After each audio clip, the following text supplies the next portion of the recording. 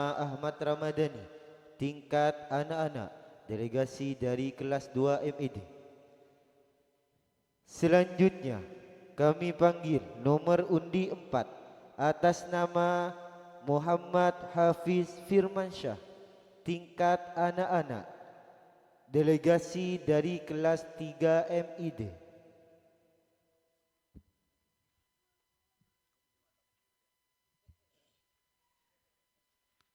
Dewan Hakim yang bijaksana, pengunjung yang berbahagia, inilah peserta nomor undi 4 atas nama Muhammad Hafiz Firmansyah, tingkat anak-anak, delegasi dari kelas 3 MED.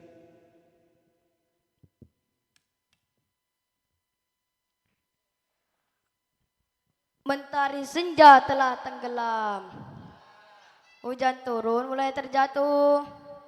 Ku awali acara dengan salam.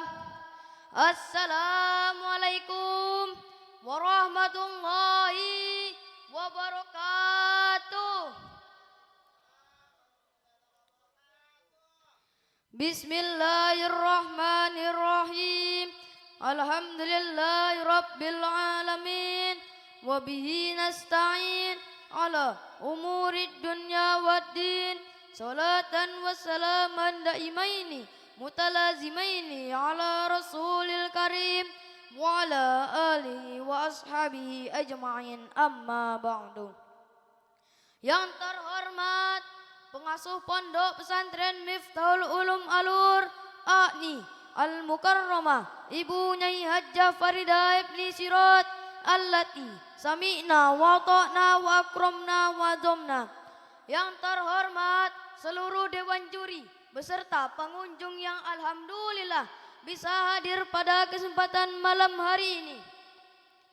Pertama-tama, marilah kita memanjatkan puji syukur kehadirat Allah Subhanahu wa taala karena berkat rahmatnya kita bisa berkumpul di tempat yang penuh barakah ini. Kedua, solawat berbungkai salam mari kita sampaikan kepada junjungan Nabi kita Muhammad sallallahu alaihi wasallam karena berkat beliau kitab Isa menikmati iman dan Islam. Alhamdulillah. Hadirin yang saya hormati, pada kesempatan ini saya Muhammad Hafiz Firmansyah akan menyampaikan pidato yang berjudul Peran Pesantren dalam Mencerdaskan Kehidupan Bangsa dan Mengembangkan Nilai-nilai Karakter Bangsa. Keberadaan pondok pesantren di Indonesia merupakan bagian yang tidak dapat lepaskan dari sistem pendidikan nasional. Sayangnya selama ini pengembangan pendidikan pesantren seringkali luput dari perhatian pemerintah. Oleh karena itu, kami mengharap kepada pemerintah agar lebih memperhatikan nasib-nasib para santri. Karena mau tak mau, santri adalah generasi yang sangat langka dan sangat dibutuhkan di masa mendatang dalam mengatasi krisis global. Dewasa ini, pesantren berhadapan dengan arus globalisasi dan modernisasi yang ditandai dengan cepatnya laju informasi dan teknologi. Akibatnya, seorang santri harus mau melakukan perubahan. Artinya, perubahan tersebut tidak hanya pada sisi luarnya saja, melainkan pada sisi dalam. Ruh, semangat, pemahaman Islaman, nilai-nilai serta karakter harus tetap dipertahankan. Peran santri dalam menyikapi perkembangan zaman tentunya harus memiliki kekuatan.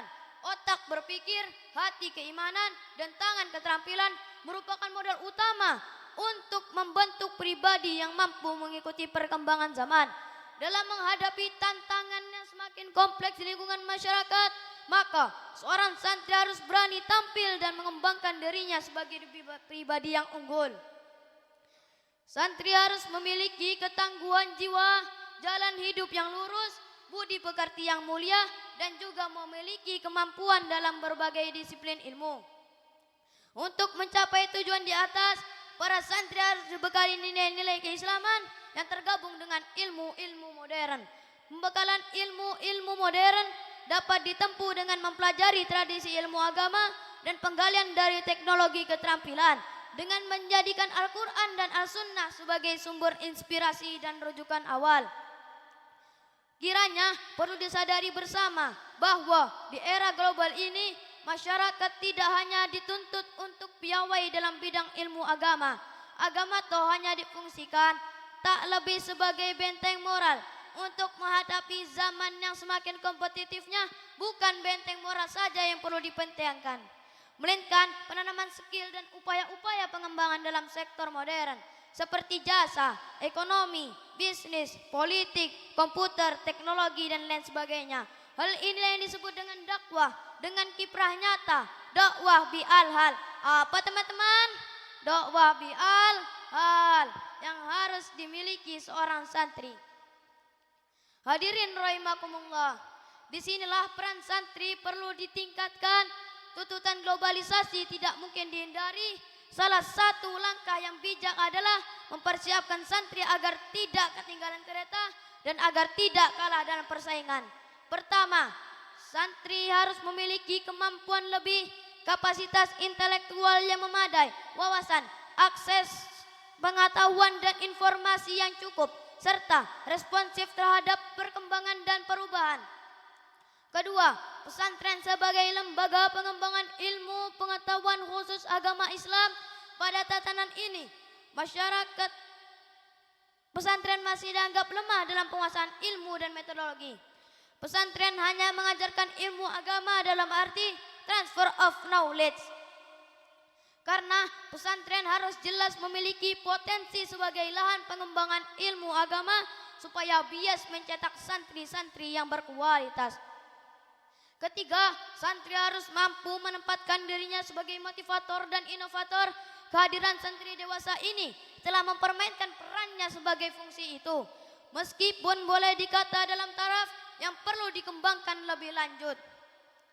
Sebagai salah satu komponen masyarakat, maka seorang santri harus memiliki kekuatan dan daya tawar untuk melakukan perubahan-perubahan yang berarti dari zaman ke zaman, generasi ke generasi. Peran santri adalah memperjuangkan tegaknya nilai-nilai agama serta berjihad mentransformasikannya ke dalam proses pertumbuhan dan perkembangan masyarakat. Tujuan yang dimaksud adalah agar kehidupan masyarakat berada dalam kondisi yang berimbang antara aspek dunia dan ukhrawi. Akhiri, mungkin itu saja yang dapat saya sampaikan.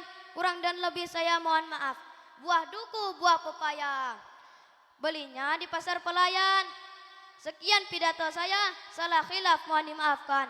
Wallahu maufiqilak wa mitorik.